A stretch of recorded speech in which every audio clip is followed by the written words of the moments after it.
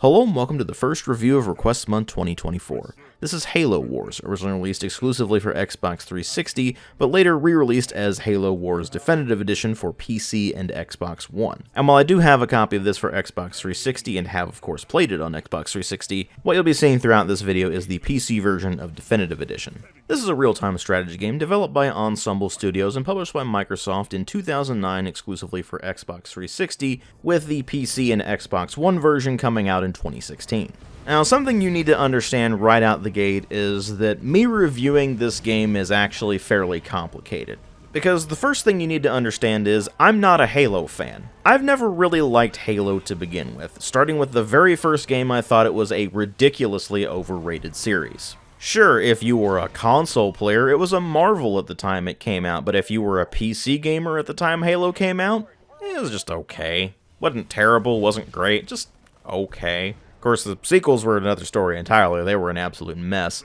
But I have said many times before, and I will definitely say many times hence, I am sure, that the only game I outright recommend in the Halo series is Halo Reach, and I don't even recommend it that much. I just think it's a decent game that's worth playing. But it's actually not all that relevant for Halo Wars because it came out the year after Halo Wars did. Up to the point Halo Wars came out, my experience with the Halo series was really not positive at all. My experience with Ensemble Studios, on the other hand, was overwhelmingly positive, because they made my favorite real-time strategy game of all time, which remains so to this day. Age of Empires 2: The Age of Kings, along with its original expansion pack, The Conquerors. Absolutely brilliant real-time strategy game, still holds up to this day. Frankly, I need to do a redux on it because that's an old video, and there's been a lot of expansion packs that have come out since the time I made that video, so I really need to get around to that. But anyway, that's for a different video. Point is that at that time, Ensemble was one of my favorite game developers because they made Age of Empires 1, which I played back in the day and thoroughly enjoyed. Then Age of Empires 2 came out. That was just so much better than the original game that it basically left that one in the dust.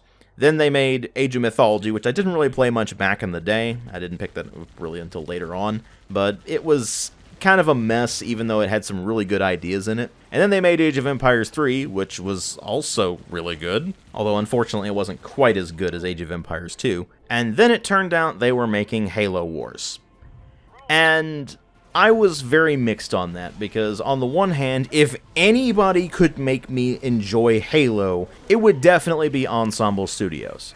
But there's one major caveat here. One that at the time made me completely disinterested in the game, which was, it was console exclusive. And to put it very plainly, at that time, real-time strategy games on console were atrocious. Oh sure, studios might have made valiant efforts to try to port real-time strategy games from PC to console, but it never really worked. The controls were always absolutely terrible. More often than not, the games ran like complete garbage. They would have to strip down gameplay mechanics to get the games to even kind of work on console. And once they realized the massive limitations of trying to make real-time strategy games work on a gamepad, developers just stopped trying to port real-time strategy games to console because it simply wasn't worth it. So along comes Ensemble Studios. They think that they're going to be pretty much the first studio to actually make a real-time strategy game work on console. They spent around a year developing a control scheme specifically for console. This was going to be a real-time strategy game built from the ground up as a console game. And once they had something functional, they brought it to their then parent company, Microsoft, and said, hey, we've got this. What do you think? What can we do with this? Can we go forward with this?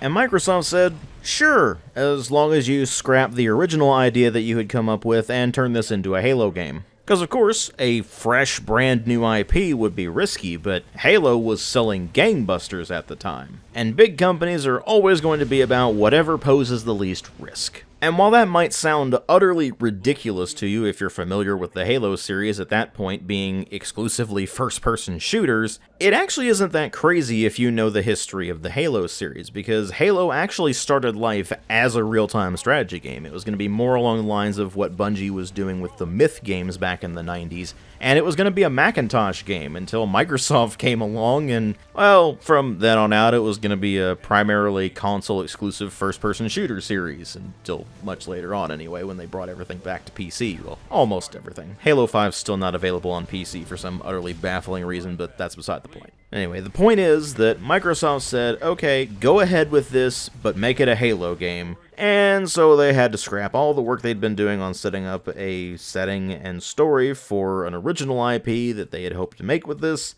and had to start over pretty much from scratch apart from the control scheme, with a franchise they weren't familiar with and whose creators, Bungie, were practically hostile to them over. Because Bungie saw the whole thing as whoring out the franchise, as Ensemble founder Tony Goodman would put it in an interview later on. And since they had to sign off on everything Ensemble was doing, there were severe delays during the game's development, and when you add to that the fact that the studio was actually pretty burned out on making real-time strategy games at that point, so a lot of the studio just wanted to make anything else, you ended up with a situation that was basically development hell. And eventually, after the game got delayed well past when it was originally supposed to release in 2007, Microsoft took a look at what the studio was doing and were like, oh, great, most of the studio isn't working on Halo Wars, they're working on this other project that we haven't even sanctioned. And thus the order came down from Microsoft. They were going to cancel the other project that so much of the team was working on, basically to spite Halo Wars,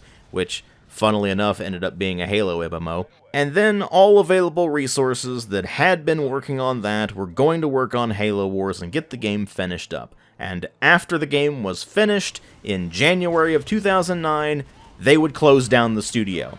Which, as it turns out, is before the game would actually release. The game released in February of 2009, and the studio closed in January. And so, after a few years of development hell, with most of the team not really wanting to work on the project to begin with, the original creators of the franchise being pretty much hostile to them throughout the entire thing because they just didn't want anybody else working on Halo, and the closure of the studio looming overhead, Halo Wars released in February of 2009 to a fairly decent reception overall. And when I say a decent reception, I'm talking basically at best 8 out of 10s from the major gaming press. The game did sell well for a console-exclusive real-time strategy game, and eventually Microsoft would not only have 343 Industries remaster the game as the definitive edition for Xbox One and PC, but they would also greenlight a sequel, Halo Wars 2, which would be developed by Creative Assembly, who, if you're not familiar with them, are the studio that has been making the Total War series since its inception. But of course, Halo Wars 2 is a subject for a different video. Now, the real questions for this particular video are, how is Halo Wars as a real-time strategy game? Does it manage to translate the experience of a proper real-time strategy game to console? Does it actually work? Does the control scheme work on gamepad? And with regards to the Definitive Edition, how did they kind of backport it to PC and have that all work out? Well, let's just go ahead and start delving right in and find out. And like always, we'll go ahead and start with the presentation. Now, visually, Halo Wars has never really been all that impressive, but I do need to mention that the game is noticeably different depending on whether you're playing the original Xbox 360 version or the more recent Definitive Edition. And even with the Definitive Edition, there are some differences between the console version and the PC version. Now, as far as the general differences between the two versions, the graphics in the Definitive Edition are obviously higher resolution, much clearer. The game runs at a much higher frame rate. The console version is capped at 60 frames per second, but sometimes dips below that, whereas the original Xbox 360 version was capped at 30 frames per second and still had frame rate dips as well. And as for the PC version, well, my system for this particular game is complete overkill. I'm running a Ryzen 9 5900X, 64 gigs of RAM, and an RTX 3080 12GB model. Again, way overkill for this particular game. And as you might expect, it never drops below the game's frame rate cap, which is 120 on the PC version. Although, funnily enough, that still doesn't reach my monitor's refresh rate, which is 144 frames per second, but obviously that's not really much to complain about there. While it would certainly be nice if it did reach 144 frames per second, and thus, if I wanted to run VSync, I could with it actually reaching my monitor's refresh rate. Once you start getting past 60 frames per second, it's not likely you're going to be running VSync anyway, so that doesn't really matter that much. Now, all that said, there are some oddities with the performance. For example, there are 3 different types of cutscenes. There are the ones that are actually in-game, which are in mission while you're playing, and those are still as smooth as your regular gameplay because they're being rendered in real time. But then there are 2 other types of cutscenes. There are the CGI cutscenes that play in between missions, and while those are technically uncapped, and if you have a frame rate counter running like I generally do when I'm playing, you'll see the frame rate count go up to several thousand frames per second. Since those cutscenes are just video files, it doesn't actually matter because they're capped at a specific frame rate, which I believe in the Definitive Edition is 60 frames per second and 30 FPS in the original version. Not 100% sure there, but they are definitely smoother in the Definitive Edition than they were in the original game, I will say that. And then there are the pre-rendered in-engine cutscenes, which are not being rendered in real time. Those are also video files, and so the quality of them is noticeably lower than when you're actually playing the game, but they seem to be capped at 60 frames per second in Definitive Edition as well. So in addition to the very noticeable video quality difference between those cutscenes and actual gameplay, and of course the in-engine real-time rendered cutscenes, there's also the fact that they don't run as smoothly as the actual game does as well, and so that is very noticeable, on PC at least. On console, it's going to be less noticeable because everything seems to be capped at 60 FPS anyway. But you are still going to notice the video quality shift. And then, of course, when you look at everything on Xbox 360, it's all kind of choppy regardless of what you're doing, such as the curse of 30 FPS.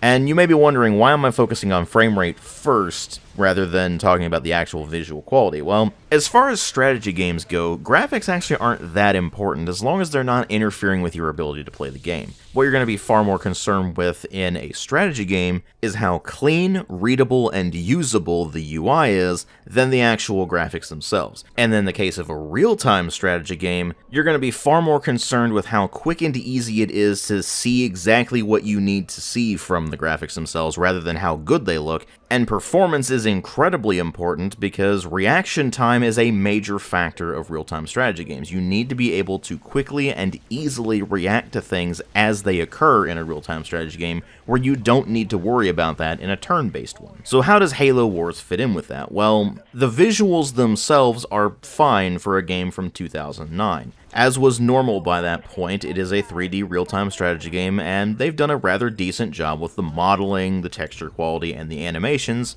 for a Xbox 360 game anyway. They definitely had to make some sacrifices for the game's performance, although, unfortunately, it wasn't enough, because the game still has frame rate drops on the original version. The Definitive Edition, on the other hand, looks quite a bit better. They've significantly improved the modeling, and especially the texture quality, and they also improved the particle effects. But while it certainly looks a lot better than the original game, in the grand scheme of things, it's nothing particularly impressive. We've seen plenty of real-time strategy games look as good, or frankly, a lot better than this, even at the time it came out. That's not to say that Halo Wars looks bad, and they certainly did a good job of translating the Halo aesthetic to a strategy game style, but again, it's just not really impressive. And as for the user interface, well, I'm going to save that for the gameplay portion because, frankly, it's far more important there than it is just talking about it from a presentation standpoint. But what about the sound design? Well, that's arguably more important than the visual quality in this because Halo has a very specific sound, which they clearly tried to replicate in Halo Wars, although it was only to a mixed success. The sound effects are all very in keeping with what we expect from the Halo series by the point this game came out, whether it be that very specific driving sound the Warthog makes or the way the guns and explosions sound. It's all very in keeping with the rest of the Halo games up to that point. And while the sounds themselves are really not all that impressive, they definitely fit the Halo aesthetic, and that's exactly what they were going for, so they at least succeeded on that front. And then you move over into voice acting, and it's decent for what it is. It's just the lines that most of the characters are given are pretty weak, which is not all that surprising from Halo. The writing in the Halo series, contrary to what some people seem to think, has never actually been very good. I mean, one of my go-to examples of why I have a really hard time taking the writing in Halo seriously is that their mainline assault rifle fires 7.62 by 51mm NATO rounds, which obviously means nothing to you if you know nothing about firearms, but if you do know something about firearms, you know that not only is that actually a full-power rifle cartridge as opposed to what you would expect for an assault rifle, which is an intermediate cartridge. But more importantly, that is a cartridge that was designed in the 1950s and was already outdated by the time the very first Halo game was being made, let alone 500 years in the future when humanity has discovered faster than light travel and is fighting aliens with plasma weaponry. To give you an idea of just how ridiculous that idea is, it's basically equivalent to if our modern day infantry were all issued matchlock muskets. I'm sure you're saying something like, but DW, that's an incredibly small detail that nobody's actually going to care about. I'm well aware of that, but that's the kind of problem you have with Halo's writing. They can get a few broad ideas decently down, but once they start getting into the particulars that expound those broad ideas,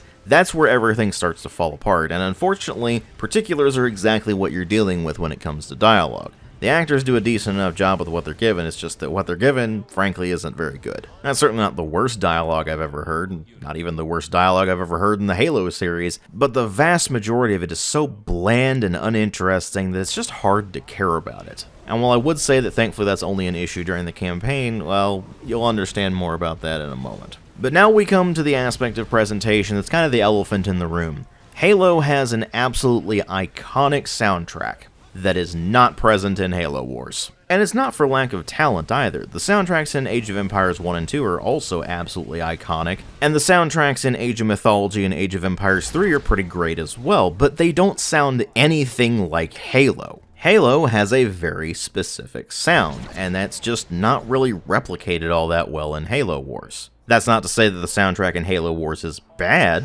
it's just that it sounds like someone who doesn't really understand the Halo sound trying to do something that vaguely sounds like Halo. And that's really unfortunate, because when you combine that with the rest of the presentation, you end up with something that looks like Halo, but it just doesn't sound quite right, and it ends up making the entire presentation feel a bit off-kilter as a result. But of course, what really matter here are the story and the gameplay, although this being a real-time strategy game, the gameplay matters a lot more than the story does. But anyway, the story in this is set about 20 years before the events of the original Halo, where the UNSC ship Spirit of Fire is sent to the planet Harvest to investigate Covenant activity, and they find that the Covenant have excavated a Forerunner facility there. After investigating the Forerunner facility, they find information that leads them to another planet, Arcadia, and once they arrive, the Covenant is already there wreaking havoc, and the Spirit of Fire sends troops down to help out the civilians, as well as try to stop the Covenant from whatever they're doing. Once they've more or less done this, the Covenant end up abducting a scientist that's been working with the Spirit of Fire team this entire time, Anders, because they think she's instrumental in them ultimately achieving their goals, which are ultimately to activate a hidden Forerunner fleet that they will then use to destroy humanity. In other words, oh look, yet another story about the Covenant trying to activate some sort of super weapon that will allow them to obliterate humanity. And it only takes them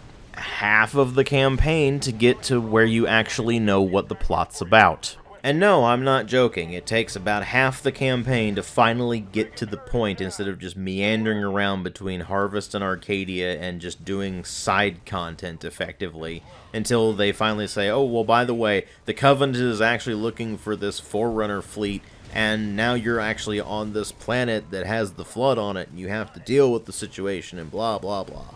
Up to this point, the entire cast of characters has all been completely one-note, one-dimensional, and completely uninteresting, in no small part thanks to how clinical, detached, and purely tactical most of the dialogue in this game is. Now, of course, the absolute worst offender in this regard is Captain Cutter, who seems to think that this entire ordeal is just another day at the office, and it's not something to be even remotely concerned about. Meanwhile, Forge is your generic tough guy marine, Anders is your generic obsessed scientist, the ship's AI Serena is occasionally snarky, but otherwise is just completely confident in her calculations, and then you move over to the antagonists, thinking, well, maybe they would make them a bit more compelling so that you have something that you feel like you actually need to fight against, but no.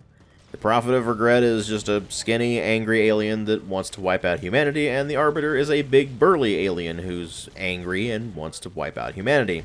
There is absolutely no depth to any of these characters, they are not remotely interesting, and by the time you hit the second or third mission of the campaign, you have stopped giving a single solitary crap about any of them, and are only playing the game for the gameplay scenarios that it is presenting to you. Now, to be fair, the story in a strategy game is nowhere near as important as its gameplay, and even in the case of a campaign where it's going to be more story-heavy, they can still present interesting gameplay scenarios that are fun to play through. So, what exactly are we dealing with here in terms of gameplay in Halo Wars? Well, I'll start with the campaign, of course, which is more or less what you would expect from a typical real-time strategy game campaign. It starts out more or less a glorified tutorial, giving you a small number of units and getting you used to how they work, and then gradually ramping things up throughout the rest of the campaign, and the campaign does have some variety and structure to it. It's just unfortunate that that structure makes one fatal mistake. It's not just the pacing of the story you need to worry about, it's also the pacing of the campaign. Because the first 3 missions are a very gradual, slow ramp up. You get introduced to some mechanics in the first level, then that carries over into the second, you're introduced to more mechanics and so on. And then you get to the 4th mission of the campaign, where you are tasked with defending a series of cargo ships, and if all 3 of those cargo ships are destroyed, then it's mission over and you have to start over from the beginning. The catch is that you have to defend them for 20 minutes. Which probably doesn't sound so bad until I point out that you are not allowed to build a base and thus train more units until at least one of those ships is already destroyed. Thus, up until that point, you are stuck with your only units being Sergeant Forge and a handful of aircraft. Now, of course, if you know that going into the mission, then you can work around it, and it's actually not that difficult of a mission, it's just tedious for the most part. The problem is, because the game more or less blindsides you with this, the difficulty spike comes out of nowhere for most players, and rather than a test of your strategic acumen, it turns out that it's just a tedious trial and error grind fest. Now, obviously, for a more experienced real-time strategy game player, it's not going to be that big of a deal. You'll probably fail the mission the first time because you're not necessarily expecting it, but you'll probably get it on the second or third try. Meanwhile, the actual audience that this game was aimed at, which is Halo fans, probably has little to no experience with real-time strategy games, and so they'll think this mission is overwhelmingly difficult. Because while a real-time strategy game veteran is going to have all of the fundamentals already ingrained, and it's just a matter of adjusting to the particulars of Halo Wars, someone who is new to real-time strategy games isn't going to have those fundamentals down, and by the time you get to the 4th mission of the campaign, you're still not going to have those down, because they haven't introduced you to all of the game's mechanics yet. So regardless of how you slice it, that particular mission is just very poorly designed and implemented, and it's actually the quit moment for most players. I mean, hell, if you look at the Steam achievements, which I understand are not 100% accurate, but they're an interesting data point nonetheless, there are actually achievements for completing every single mission of the campaign, and while 70% of players have finished the first mission of the campaign, by the time you get to completing the 4th mission of the campaign, it is 41% of players. At least at the time I'm recording this video anyway. And that number continues to drop off the further you get into the campaign. By the time you get to the very last mission in the campaign, only about 22% of players have actually finished it, at least on the PC version on Steam. And these are the achievements for completing the game on any difficulty, not necessarily on Legendary or anything, so even including people who've played through the game on the easiest difficulty setting, only about 22% of players have actually finished the campaign. And given how dull and uninteresting the story and characters are, and how the actual gameplay experience is, it's really not surprising. Because you see, while you do get a decent variety of objectives and mission parameters throughout the campaign, that doesn't actually matter all that much when your fundamentals of real-time strategy game design and implementation are a complete mess. And that all starts with the controls, which, if you're playing on a gamepad, are certainly some of the better gamepad controls I've seen for real-time strategy games. Unfortunately, they also mean that the controls have to be extremely simplistic. Your options for unit selection are to hover the cursor over a unit and then select it with the A button, or left mouse button in the case of using keyboard and mouse. Or you can press the All Local Units button, which is going to select everything that is visible on your screen at that moment. Or you can select every single unit in your army. There is no in-between here, at least not on gamepad. Once you get to the PC version of Definitive Edition and you have keyboard and mouse, they did add in the ability to assign groups, so you can select groups of units instead of just having to select everything all at once. And you can use a click and drag select, which obviously works far better on keyboard and mouse controls than it does on the gamepad. But the end result of all of this, regardless of what you're doing, is that you have pretty limited control over your units. You have no unit stances, so you can't set them to aggressive or defensive or just stand their ground or anything like that, which is a problem for reasons I'll get to in a moment. And when you select a group of units, you don't have any sort of formation controls or anything like that. You just have a bunch of units selected, and then you can order them to go somewhere or to attack something, and that's pretty much it. And as far as attacking something goes, you can either order them to just do a basic attack by just selecting the unit and then right-clicking or using the X button on the controller to order them to attack something, or you can have them use their special attack by pressing the Y button instead, or in the case of the default controls for PC, the R key. And unfortunately, it doesn't even give you options for how to attack the enemy. You can't do an attack move order, for example. It's just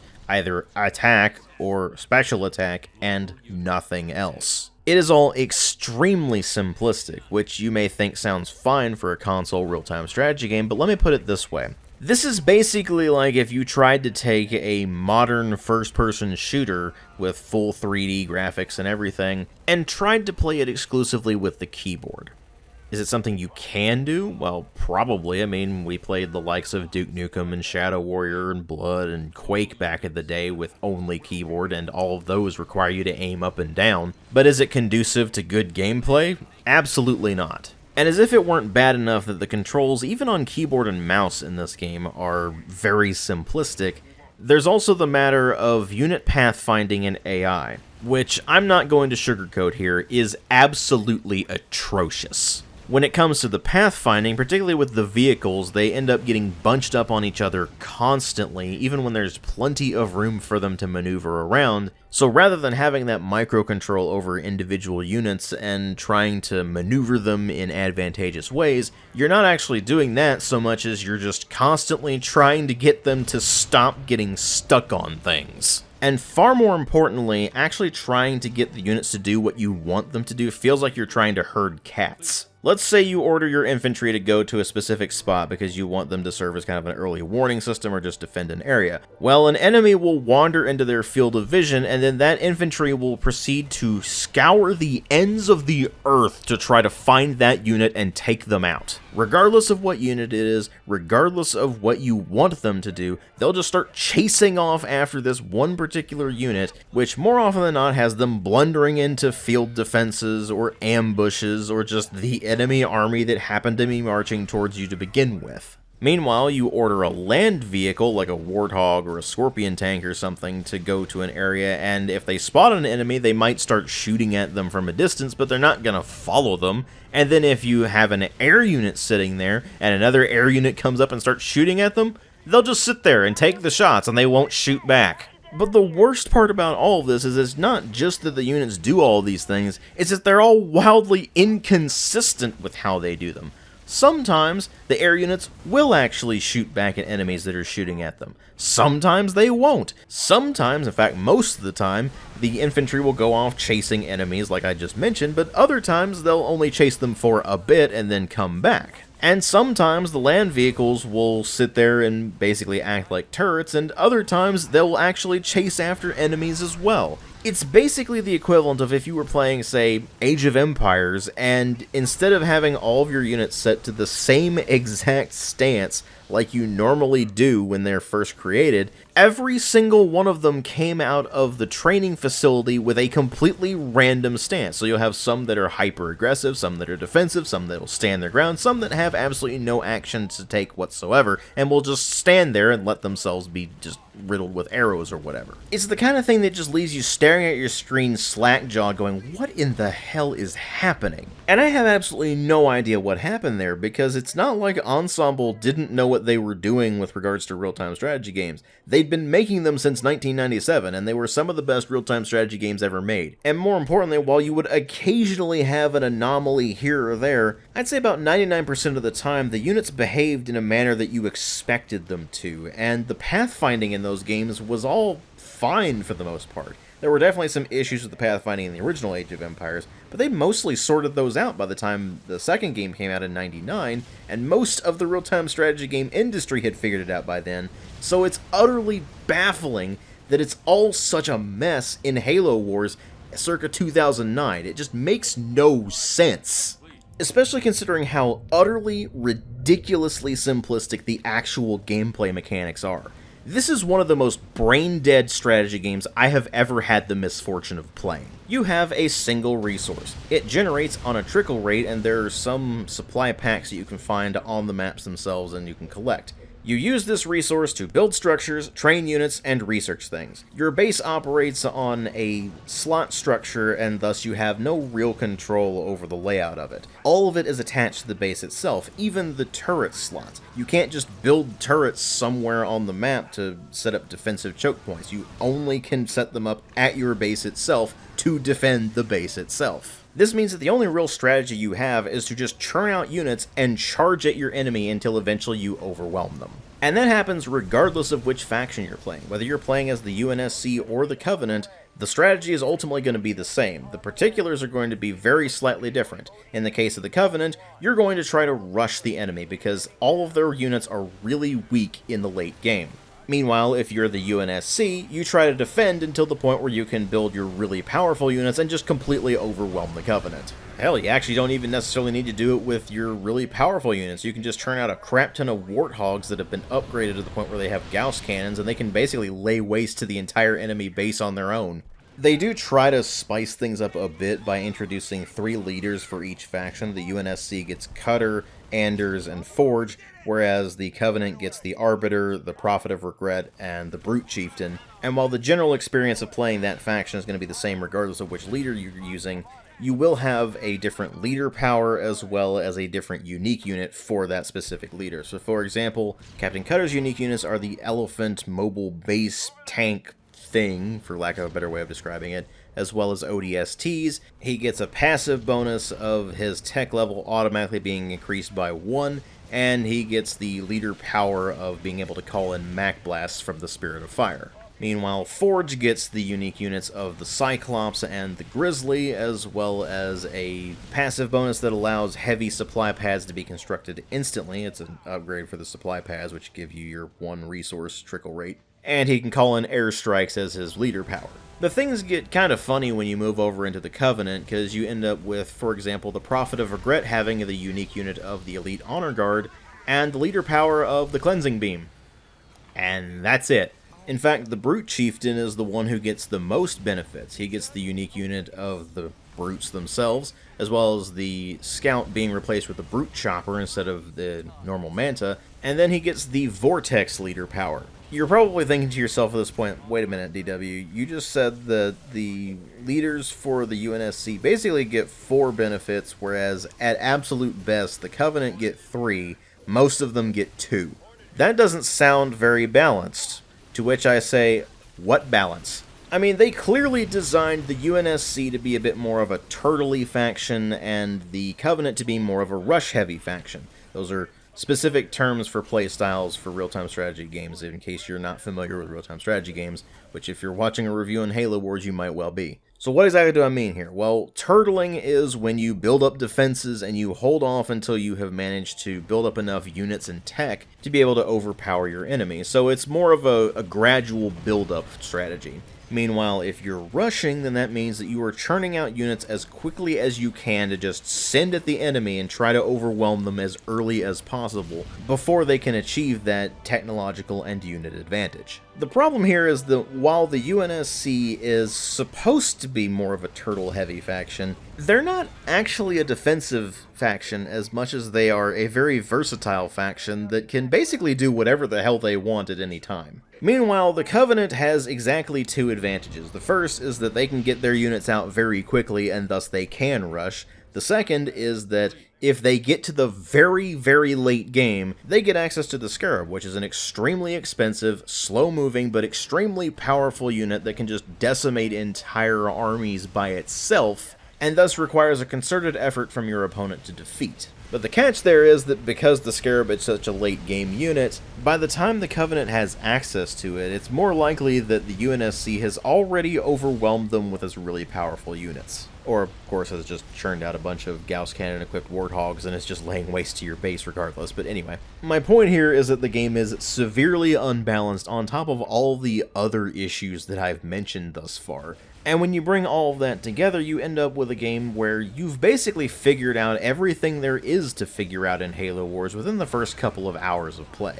This is not how a real-time strategy game should go. A real-time strategy game should be something that you gradually learn over time. You gradually can develop new strategies and try different things and see what works. Halo Wars, on the other hand, has basically 2 or 3 variations on the exact same strategy, which is just churn out as many units as you possibly can and just send them at the enemy and hope it's enough. Because at the end of the day, if you try to play this thing smart and you try to have your varied army of certain units being good against vehicles, other units being good against infantry, other units being good against air, and you try to micromanage everything like you would in most other real-time strategy games, you're going to find it just doesn't work. You simply don't have the degree of control required for your units to be able to perform in the way that you would expect them to perform in the instance of having a varied army with strengths and weaknesses built into the units. Thus, the inevitable best option is just to pick something that's kinda okay against everything and just throw it at the enemy until eventually you win. This means that the weakest part of this game is the skirmish and associated multiplayer mode,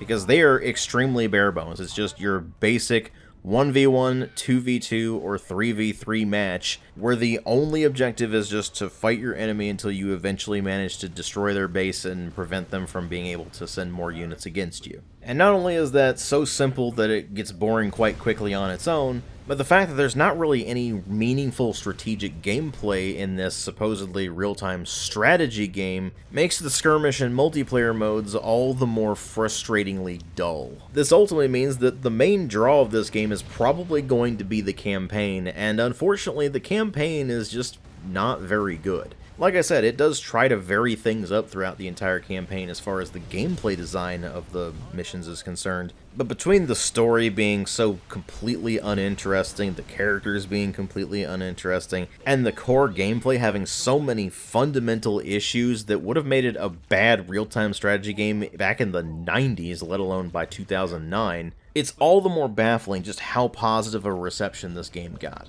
The only thing I can figure is that this was around the height of Halo's popularity, and anybody would eat up anything that was even vaguely Halo-related, regardless of whether it was any good or not. And of course, if you've never played a real-time strategy game before and have absolutely no frame of reference for what's wrong with Halo Wars, then you're not going to understand how bad of a real-time strategy game it really is. Because it is an absolute mess, one that I ultimately give a 1.5 out of 5. It's definitely not the worst real-time strategy game I've ever played, but it is perhaps the most depressing, because this is the game that Ensemble Studios went out on. They went from an absolute titan of the real-time strategy genre to their very last game being an absolutely pathetic excuse of a real-time strategy game. And that is just sad. Thank you all very much for watching. Unfortunately, Request Month this year started off on a rather sour note, but there's definitely some fun stuff planned for later in the month, so stay tuned if you're interested. If you like my videos, please consider supporting the channel on Patreon. If you can't afford to or don't want to, that's perfectly fine, I understand, but the option's there if you're interested, and every bit does help. Thanks again for watching, and I will see you all in later videos.